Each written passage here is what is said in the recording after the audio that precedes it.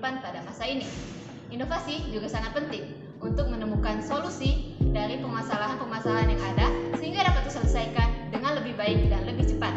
Maka dari itu, diperlukan inovasi dalam bidang obat-obatan. Hal ini dikarenakan obat memiliki peran penting dalam menjaga kesehatan masyarakat. Sekarang kita dapat menemui obat-obatan seperti antibiotik secara mudah. Namun, apakah kalian tahu bagaimana antibiotik dapat ditemukan dan bagaimana cara kerja antibiotik tersebut? Simak video ini. Nah, tahu nggak sih kalian sejarah tentang antibiotik itu seperti apa? Pada tahun 1928, ada seorang dokter yang bernama Alexander Fleming. Dia telah menemukan penisilin, antibiotik yang diisolasi dari penisilin. Nah, antibiotik tersebut dikenal telah menyelamatkan banyak nyawa dari bakteri yang mematikan. Pada Perang Dunia Kedua, antibiotik telah diproduksi secara massal untuk kebutuhan Perang Dunia Kedua.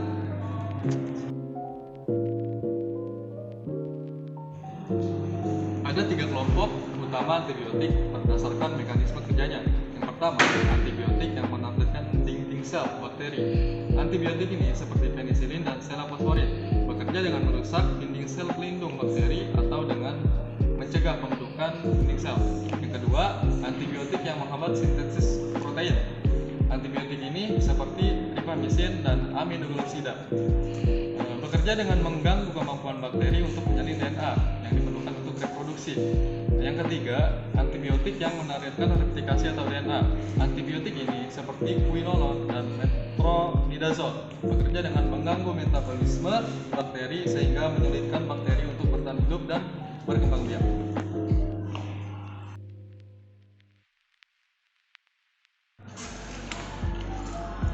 Resistensi bakteri akan terjadi apabila Anda menyalahgunakan penggunaan antibiotik.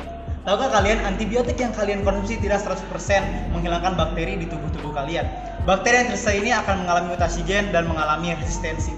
Kekuatan resistensi ini bisa dibagi ke bakteri-bakteri yang lain. Maka dari itu jangan sampai salah penggunaan ya teman-teman.